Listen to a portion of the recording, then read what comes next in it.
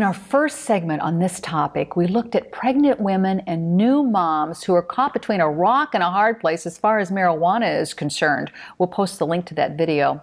I do want to talk about what the science, what the research looks like regarding using marijuana while pregnant or breastfeeding, but I think that it benefits us first to take a peek at history and see how ancient cultures have used marijuana for this very purpose.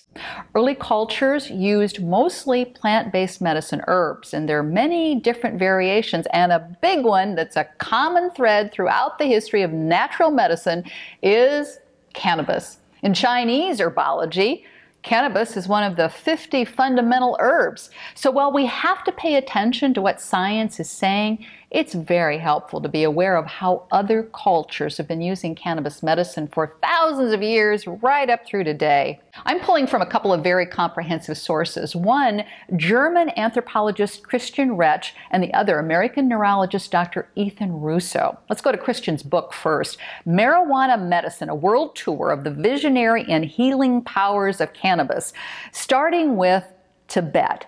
Tibet borders the Himalayas in Asia, where hemp preparations have been used for centuries. Hemp, that's what they call cannabis, is even now occasionally given during childbirth or shortly after in order to strengthen mothers who have been weakened by labor and to protect from infection and postpartum depression. In Assyria, an ancient civilization also in Asia, they used hemp roots for difficult births. In parts of ancient Germany, a heated hemp mixture was rubbed on the mother's breasts when her flow of milk was stifled.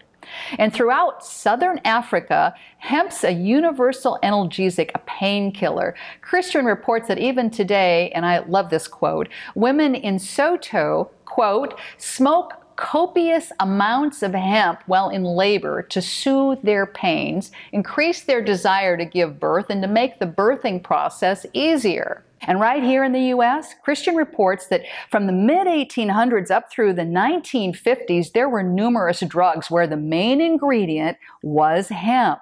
And they were prescribed by trained physicians for weak labor contractions, difficult labor, and vomiting during pregnancy. Excessive vomiting during pregnancy is very dangerous, and it's one that Dr. Ethan Russo, the U.S. neurologist, says can be alleviated with a little cannabis. Here's what he told me. It's long, but worthwhile. Excessive vomiting, it's called a hyperemesis gravidarum, is a very dangerous condition, potentially life-threatening to mother and fetus, he says, often requiring extensive hospitalization with administration of many ineffective and possibly toxic medications. It is well established historically that small doses of cannabis can be extremely effective in allaying nausea and vomiting in this context, end quote. Dr. Ethan knows what he's talking about. He did an exhaustive review called Cannabis Treatments in Obstetrics and Gynecology. Here's some of what he found about pregnancy and breastfeeding. In ancient Egypt, about 5,000 years ago, they used cannabis as an aid to childbirth. In ancient and contemporary China, hemp seeds are still in wide use to promote lactation and hasten delivery. And in the U.S., he found documentation from the mid-1800s that cannabis was used to hasten childbirth, get this, without anesthesia. That's just a sampling of what's in the medical history books. Thousands of years of experience with this plant.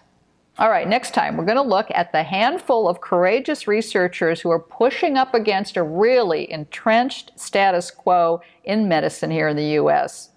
I'm Becca, and I'd really be interested in your thoughts, especially you moms. Let us know, and if you like what we're talking about, I invite you to subscribe.